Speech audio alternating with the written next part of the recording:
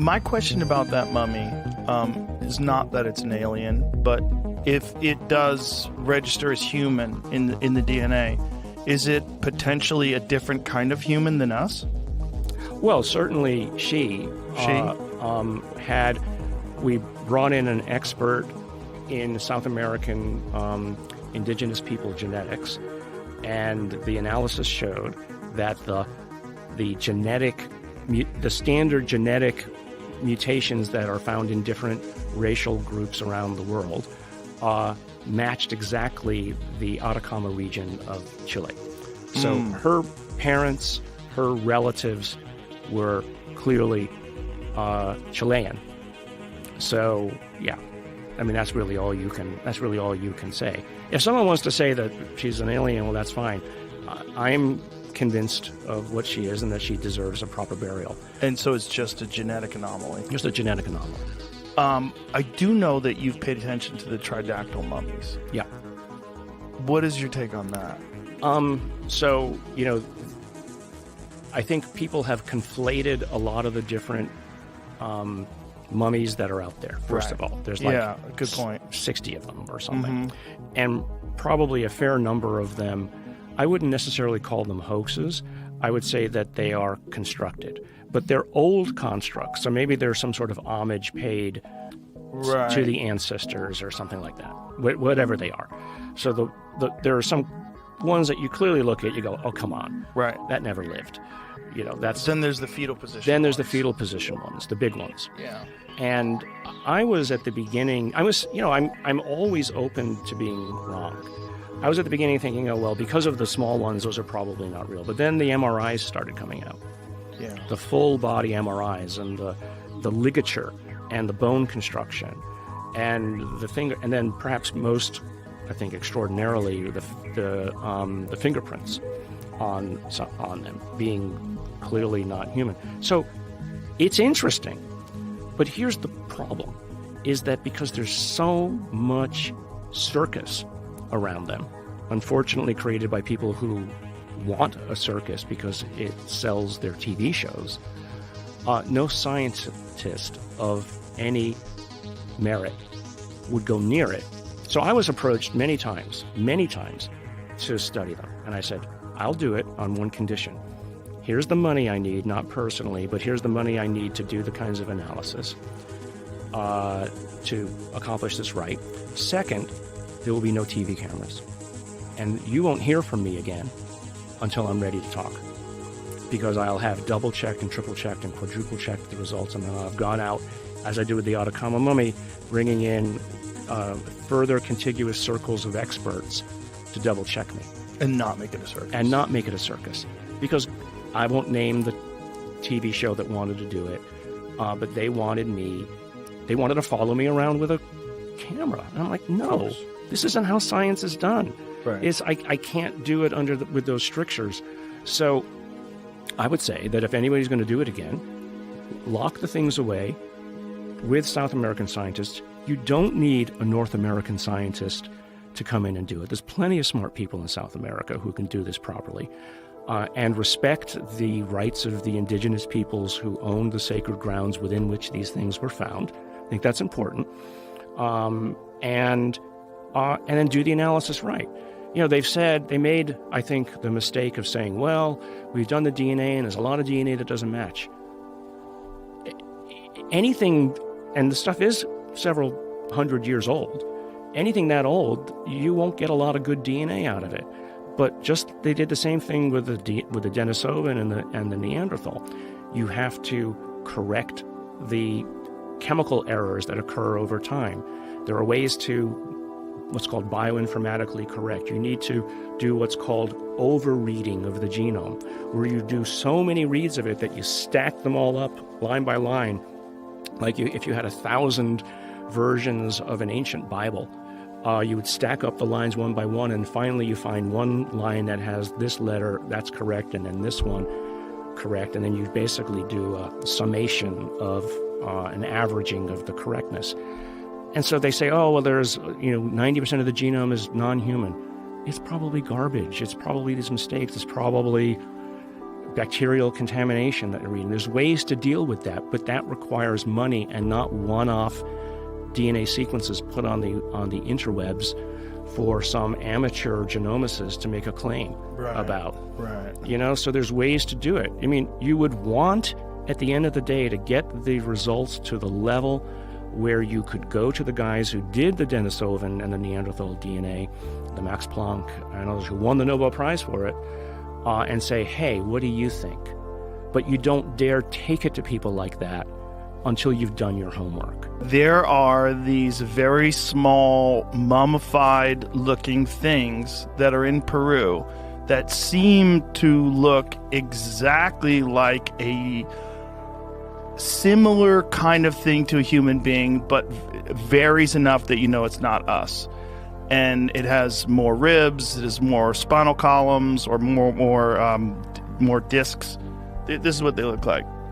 And there's x-rays of them, and that's where it gets really weird. And they're tridactyl, right? So they have 3 fingers and 3 toes. Yep.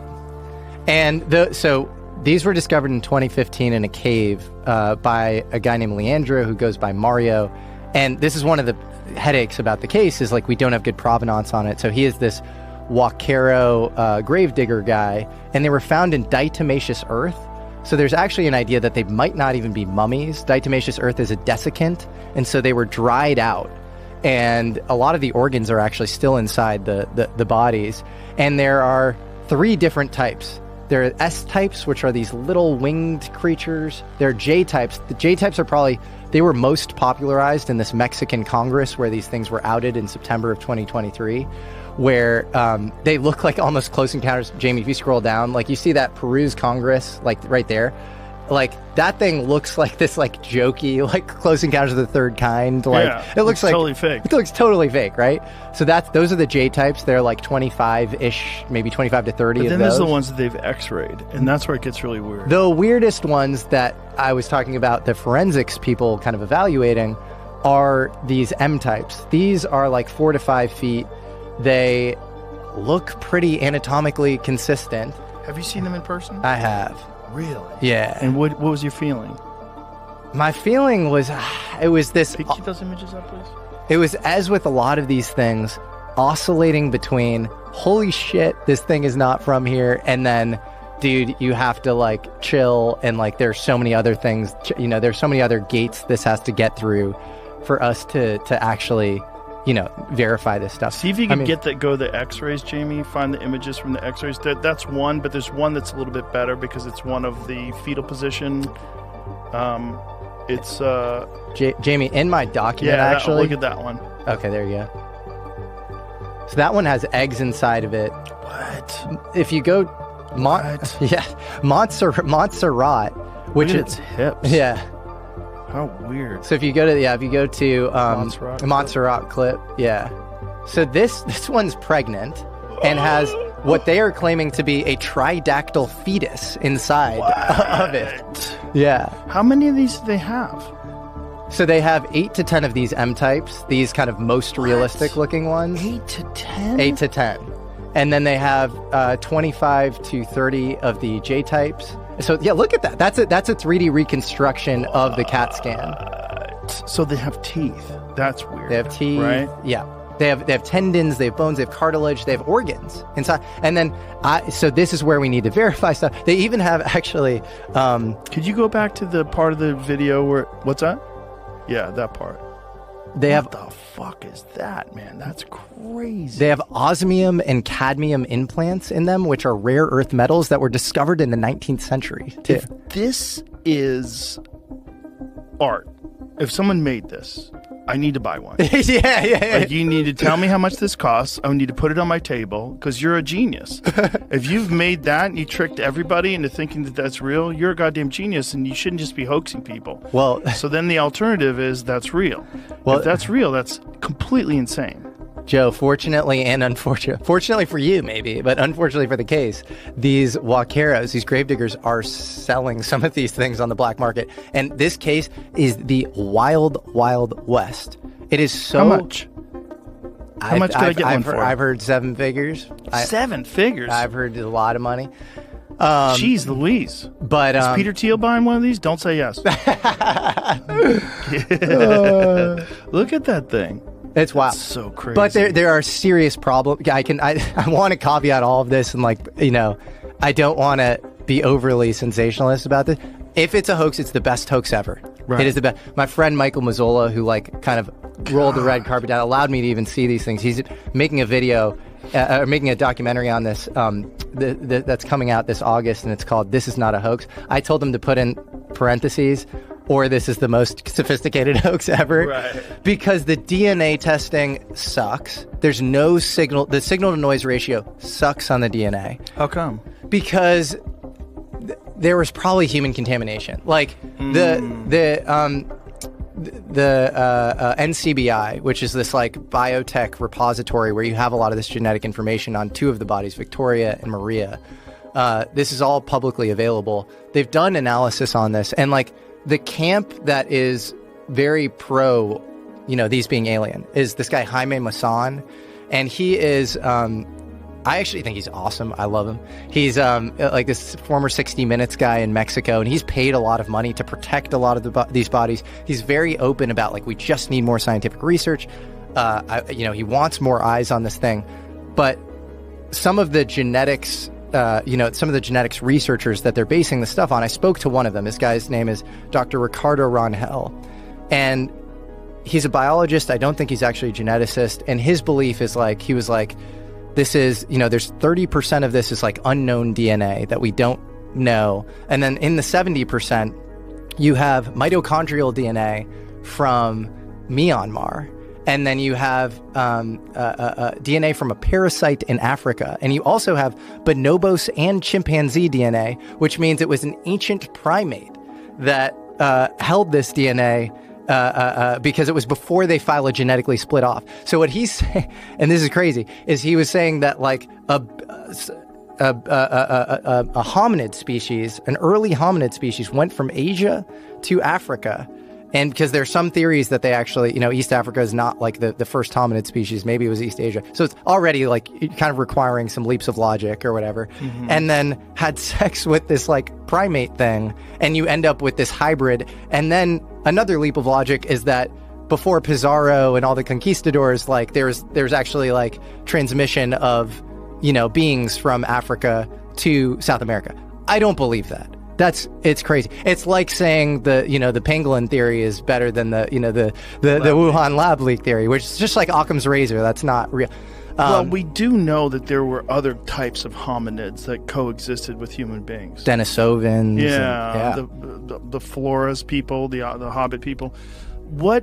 What is the carbon dating on these things? Carbon dating ranges from 700 years ago, which would actually be Incan. That would be because Incan started in like 1450. Mm-hmm. And then all the way down to 1800 years ago, which is the Nazca people. So speaking of which, since we're talking about ridiculous shit, and you are a doctor, I wanted to bring this up to you because Jamie and I were exchanging text messages yesterday about these mummies that they found in Peru that have three fingers.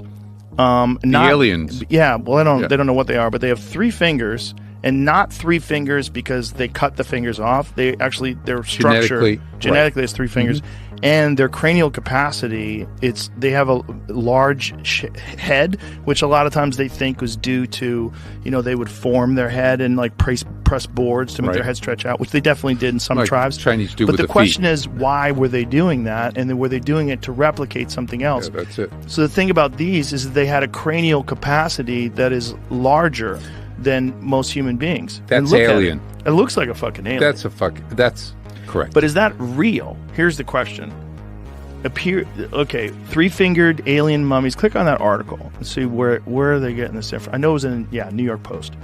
So three-fingered alien mummies found in Peru have fingerprints that do not appear to be human. So the fingerprints that it has, instead of spirals, I think they're lines. And Google, scroll back to where we were. Look at that image. That's X-ray image of their fingers. So these are like real bones and Phalanx. digits. Yeah. So this isn't just a statue that someone made. Right. This has real bone structure that is exact to like what a human being has, with all those little tiny muscles in the mid-hand, right? I mean, that all looks normal but weird with the 3 fingers and 3 toes. And so if you scroll down, you'll see more images. So this is what it looked like when they found it. So the body is covered. Go back so I can read that, please. It says the body is covered with how do you say that? Diatomaceous earth. Diatomaceous earth, a Yeah. type of white powder made from the sediment of fossilized algae found in the bodies of water. The only possible explanation for the unusually straight fingerprints could possibly have something to do with the way her skin was preserved, he said, noting that it's very odd. So the U.S. medical examiners traveled to Peru last April to study the bodies. With the lack of human fingerprints is puzzling. He said it would be extremely premature to make any statements about the mummy's origins. So they know for a fact that these things are biological and they're not created. Have they done any sort of DNA? Look at the picture of what it actually looks like. That's fucking crazy. Yeah. That does look like an alien. Yeah. I mean, that's exactly what people expect to see at their bed in the middle of the night. Yeah. You said it looks like an alien. Yeah. It is an alien. If it's real. It's so hard. And no disrespect to the post, but people bullshit. Not those I think have proven to be horseshit. But if you scroll back to where you were, that thing. Okay. I want to know what that is. Like, what is that? Because it's got 3 fingers and 3 toes, and it's got an alien face. It looks like a gray. It has a tiny slot for a mouth and tiny dots for a nose. It looks like the archetypal angel, or the archetypal alien, rather, that people see in like Close Encounters of the Third Kind. And what was that other movie? The Whitley Strieber movie, Communion. I didn't see that one. That's a weird one because Whitley Strieber is also a fiction writer. And he wrote this book about his own personal experiences with aliens, which I want to believe him. Yeah, that's a classical impression, face-wise, of an alien, of a gray, as you said. 100%. Yeah. Even with the shape of the eye, like the eyes are kind of slanted, like not like a human's. Like they're at angles, just like they always show them with these kind of. They look, the big eyes, the almond eyes, the we large. have to have an image of one of them around here somewhere, don't we? Yeah, you probably have. Got aliens all over this fucking place. Yeah. But that classic look is exactly what those mummies look like. So they have straight Go back. What did you just wear? 3 figures. Jesus Christ, all these pop-ups. Isn't that crazy? Yeah. It says the humanoid 3-fingered alien mummies have straight fingerprints that do not match those of humans, according to an attorney who reviewed one of the controversial specimens. Oh, an attorney said that. You believe him? I don't know. That's what the rest of this came from, is because this guy didn't believe what everyone was saying, so he's like, we're going to go look. So Joshua McDowell, a former Colorado prosecutor and current defense attorney, examined one of the tiny strange bodies named Maria with 3 independent forensic medical examiners from the United States. Scroll. It said he and the experts were shocked to discover that the fingerprints in the ET-like corpses were in perfectly straight lines. They were not traditional human fingerprint patterns, he told the Daily Mail. But did they do an analysis of the tissue? Like, did they DNA. find out that it's actually biological tissue? Can you scroll down further? It doesn't say anything Doesn't like say that. that? So I was trying to go to different articles to find better. So I'm a forensic prosecutor, I'm a criminal defense attorney. I've seen lots of fingerprints, and these were not classic fingerprints. Look how weird it is. Look at that image. That's so crazy looking. Yeah. How did I just find out about this yesterday? We talked about it before. I know, but I never saw it look like this. What I saw were those other ones that I think have been proven, I might be wrong, but I think at least allegedly had been proven to not be real. And that the person who was exposing those little tiny ones that were like laying down straight, that guy had a history of doing some deceptive stuff, allegedly. Yeah. So. But you believe that they're there. I mean, you believe that the aliens are here. I do not believe. Do not believe. So I don't disbelieve. You're ambivalent as to the fact that I believe that they're here. I wouldn't even say I'm ambivalent. I am open-minded. Okay. But you won't say yes. I'm logical. Yeah. I think there's a lot of deception going on. Okay. I think there's also the possibility that what we're dealing with is not as simple as we like to think. Yeah, these things. So these things I've heard are bullshit. Might be wrong, but I'm trying to find out. Well, might that be misinformation? He's the journalist. That journalist that unveiled the bodies And the guy who exposed the bodies, I think was the guy who came up with it. So I was trying to figure out how, so there's an issue of them being found in Peru and taken to Mexico. Oh. There's already that issue. Okay. And then where they said they were found near Nazca in 2017. I'm trying to figure out, okay, who found them? Lines. Yeah, that was the thing about that alien-looking one with the 3 fingers that was even more interesting to me, because that's that area where there's these incredible patterns that are made on the ground that you can only see from space. Yeah. Or not space, the air. Right. You can only see looking down on them. So it's like, why would anybody even make those things? And some of them look like the images look like animals and stuff. Yeah, spiders. Yeah, weird stuff. And some of them look like maybe even a person. Where'd it go? Mexican doctors have examined the 2 bodies that featured elongated heads and 3 fingers on each hand. Same thing, 3 fingers. They found no evidence of any assembly or manipulation of the skulls, but other scientists have panned the discovery as an elaborate stunt. Mausan 70, who touted the purported extraterrestrials, the most important thing that has happened to humanity, has denied any wrongdoing. Scroll down. Look at that. How fucking weird. Yeah. I believe that there are aliens. Why do you believe that? Why do I believe that? Yeah. Why would we be the only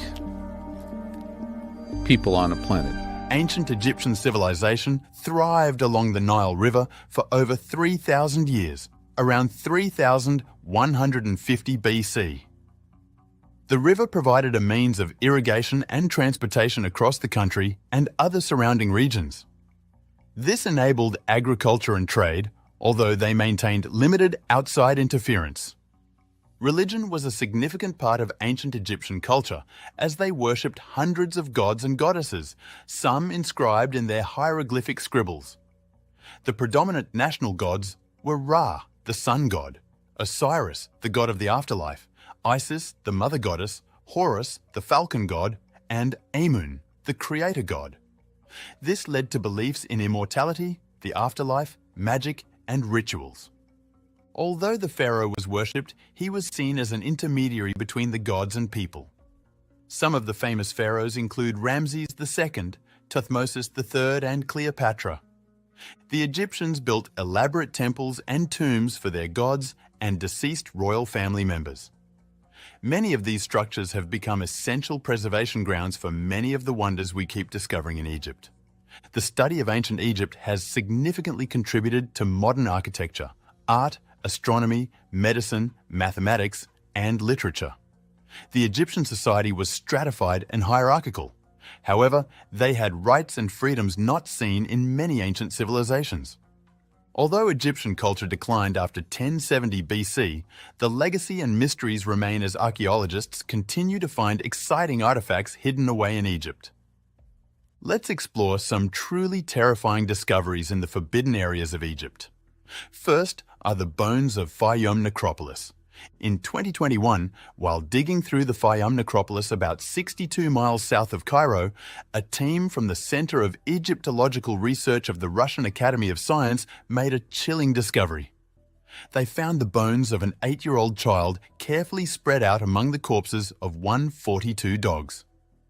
The discovery was highly unusual and puzzling. The Fayum necrosis is a burial ground used by ancient Egyptians to mummify and entomb their dead. The region provided the ideal conditions for natural mummification.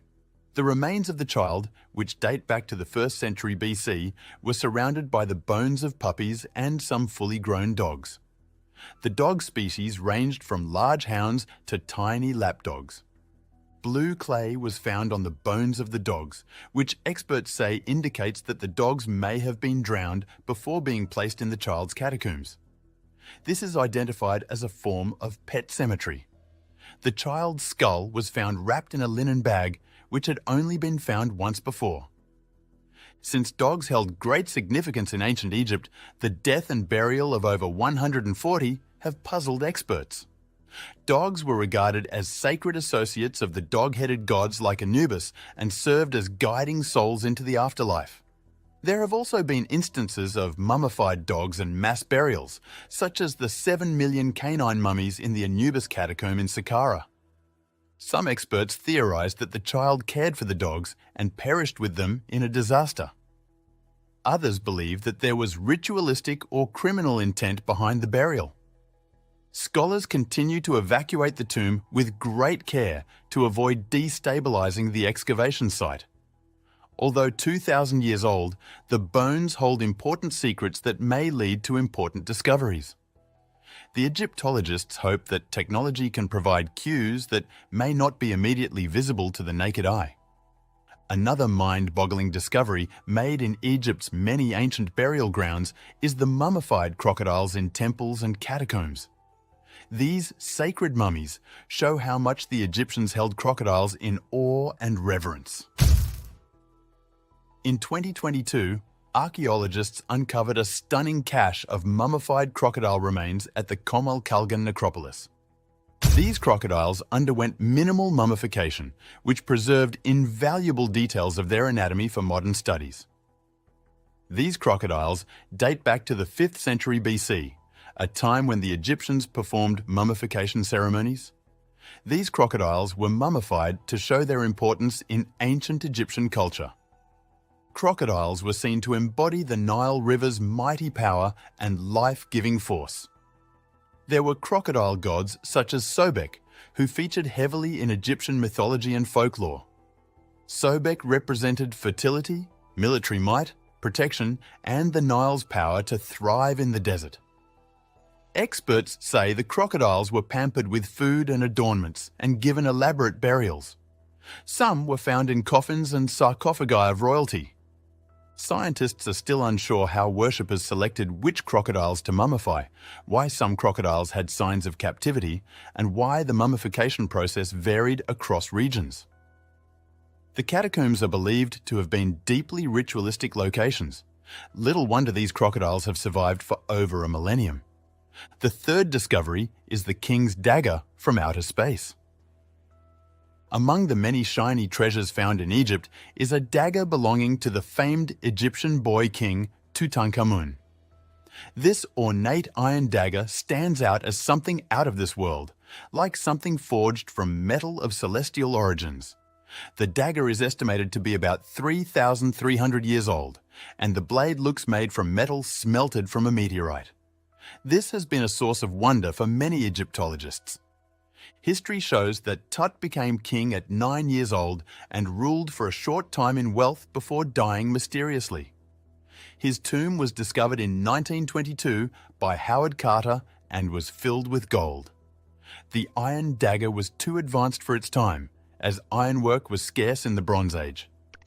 Upon closer examination using X-ray fluorescence spectrometry, researchers have confirmed that the chemical makeup of the dagger is consistent with meteorites found in northern Africa. This dagger was believed to have granted Tut supernatural strength in his time. Some researchers say that the dagger was gifted to him by one of the other developed kingdoms. Scientists remain puzzled about why the Egyptians would forge meteorites into daggers, blades, and jewelry. The iron's rarity made it exotic, valuable, and suspiciously magical.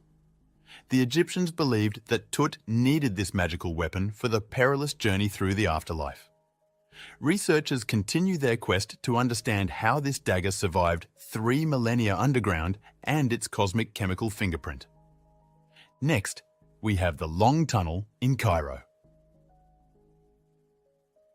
In the desert sands of Cairo, archaeologists uncovered a massive ancient tunnel stretching 4,300 feet below the Taposiris Magna Temple. This tunnel dates back thousands of years and may hold important clues to the lost tomb of Cleopatra. The tunnel was discovered during excavations around the Taposiris Magna site in Abusia, Egypt. The temple was dedicated to the Egyptian god Osiris. The hidden passageway descends 98 feet underground with a 6.5-foot high headroom tall enough for a person to walk through. The puzzling thing about this discovery is that no significant remains or artifacts exist in it. This has caused experts to wonder why ancient Egyptians would construct such a large underground system. The leading theory is that the tunnel leads directly to the tomb of Queen Cleopatra VII, which, if found, would be filled with unimaginable riches and historical details. Cleopatra was one of the most powerful and famous pharaohs of ancient Egypt, ruling alongside Julius Caesar and Mark Antony in the 1st century. Experts say that parts of the tunnel could have collapsed on itself, or there is a secret access that has yet to be discovered. There is already strong evidence that the location houses royalty. Coins with Cleopatra and Mark Antony's images had previously been discovered around the temple site. It also seems to fit the description of the ancient history of the burial of Cleopatra. Next, we uncover the mystery of the missing tooth of Queen Hatshepsut. In 2007, Dr. Zahi Hawass of Egypt's Supreme Council of Antiquities made a dramatic announcement. He stated that a single loose tooth had uncovered the remains of Queen Hatshepsut, which was considered long lost. This tooth ended the mystery of one of the most powerful rulers of ancient Egypt, which has puzzled researchers for over a century. Queen Hatshepsut served as pharaoh from 1478 to 1458 BC during Egypt's 18th dynasty. Although her reign ushered in a time of peace, economic abundance and significant projects, her legacy was mysteriously erased, leaving historians perplexed. Her mummy, which was supposed to be housed in a mortuary complex at Deir el-Bahri, was missing. In 1903, renowned British archaeologist Howard Carter excavated 2 bodies from an unmarked tomb in the Valley of the Kings, and experts speculated that the obese mummy could have been the remains of Queen Hatshepsut. However, after a botched autopsy, the chances of ascertaining the mummy's identity reduced significantly. After years of research and excavations, a canopic box containing a molar inside Hatshepsut's sarcophagus provided proof that the obese mummy was, in fact, Hatshepsut. The tooth roots matched perfectly with the gaps in the mummy's jaw, confirming that she was, in fact, the remains of the dead queen. Further studies uncovered that she was approximately 50 years old, overweight, and just below 5 feet. The next discovery is the Falcon Shrine of Berenike. Archaeologists have made a puzzling discovery in the ancient Egyptian city of Berenike. They uncovered the ruins of a nearly 2,000-year-old shrine containing 15 headless falcons. This brought about interesting questions about the mystery around cult worship of birds of prey in ancient Egypt. Known as a bustling port city on the Red Sea during the Ptolemaic dynasty, Berenike was a critical trading hub linking Africa, India, and the Mediterranean. A mud brick shrine discovered by a team of Polish archaeologists dates back to the 4th century AD. Although the pharaohs instituted bird cults, the shrines persisted long after Egypt fell under Roman occupation. The falcon represented Horus, a powerful sky and war deity in ancient Egypt. The archaeologists also found dozens of broken ostrich eggs and the carved granite busts of several known deities. Among them were 15 mysterious headless falcons. The headless birds speak of an era in history where gods fell in and out of favor, but the sacred sites remain. The next discovery is the temple inspired by a Greek god. In April 2022, archaeologists unearthed the ruins of the ancient Greek god Zeus in the Sinai Peninsula in Cairo. The ruins were discovered in the Tel El Fama archaeological site, formerly known as Pelusium, and the found stones bear Greek carvings. These inceptions indicate that Hadrian renovated the temple between 117 and 138 BC.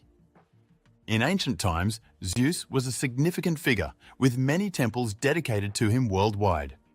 The discovery of this temple shows that the worship of Greek gods extended farther than the territory of Greece. Researchers are quite surprised that the worship extended into Egypt, as Egyptians are known to have their mythology and gods. The temple blocks are said to have collapsed when a strong earthquake hit the city, probably pulling down other buildings with it. The discovery has caused researchers to question if Greek people lived and had a community in Egypt. The next discovery is the ancient artwork with the flying birds of Akhenaten. Amid the Amarna ruins, archaeologists discovered a masterpiece artwork portraying the lifelike flight of marshland birds in ancient Egypt. Dating back 3,300 years, this awe-inspiring artwork has undergone meticulous scrutiny by researchers aiming to unravel its secrets about Egypt's rich history. Amarna was the capital city founded by Pharaoh Akhenaten during the 14th century. The artwork features 6 species of birds from Egypt's marshes and Nile habitats. Ornithological experts identified rock pigeons, white wagtails, red-backed shrikes, hoopoes, pied kingfishers, and small wading birds. Each is identifiable by distinct plumage details perfectly captured by the ancient artist. The different birds hold symbolic significance in ancient Egyptian culture. The hoopoe represented virtue and was associated with the god Thoth. Rock pigeons symbolize fertility and new beginnings. Red-backed shrikes implied victory and rising above adversity. These birds are portrayed with vivid realism and color, evoking the Egyptian natural splendor with brushwork showing intimacy. Although the original artwork did not survive, the current designs are preservation attempts by other ancient artists, transporting viewers through time. The image shows the vibrancy of Egypt's environment and fauna.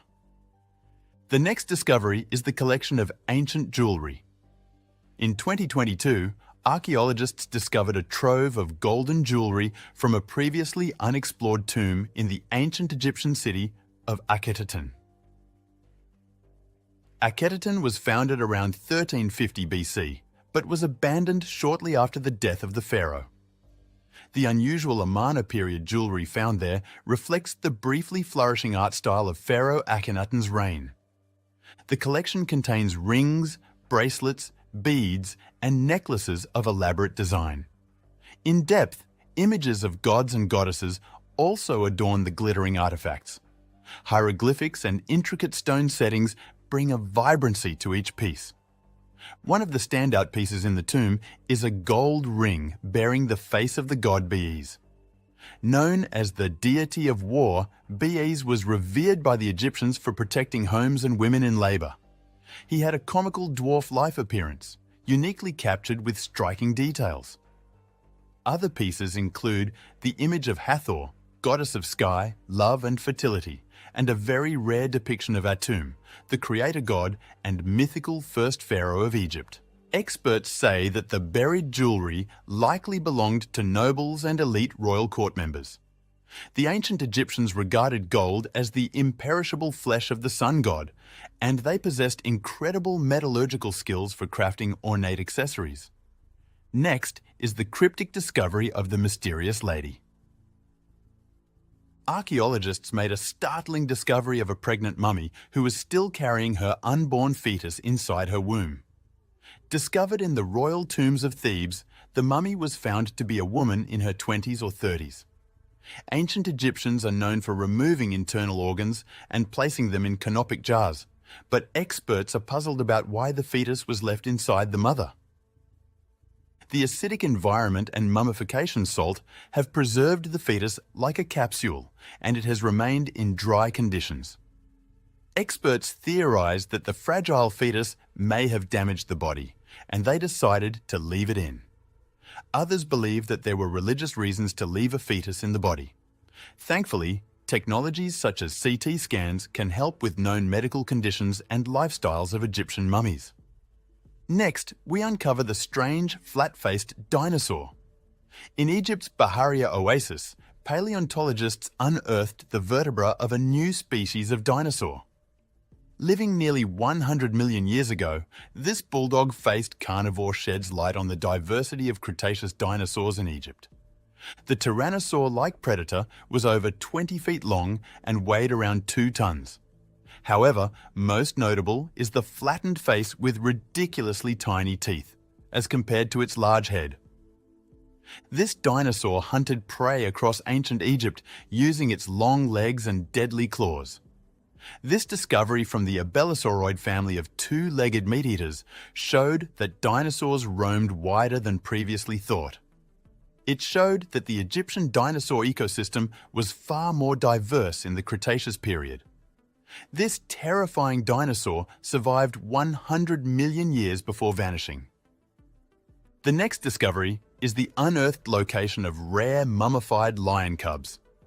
Archaeologists have found captivating artifacts that show the interconnected nature of royalty, spirituality, and the animal kingdom. They unearthed a set of mummified lions in what is considered a ritualistic practice. Unearthed in various locations, including Saqqara and Bubastian, the specimens show meticulous care in the mummification process, with intricate wrappings and gilded adornments to emphasize the reverence for the animals. The lions are believed to align with the pharaoh's might and majesty in the afterlife. The mummification of lion cubs may have been part of a religious ceremony that symbolizes protection for the pharaoh on the other side. Next, we explore the tombs of Queen Nefertiti. Queen Nefertiti was known for her beauty and influential role as the great royal wife of Pharaoh Akhenaten, who is believed to have died around 1330 BC. Her tomb is one of the most elusive archaeological findings, and archaeologists have focused on uncovering the secrets of her burial amid the sprawling archaeological site of Amarna. Amarna was the city founded by Akhenaten.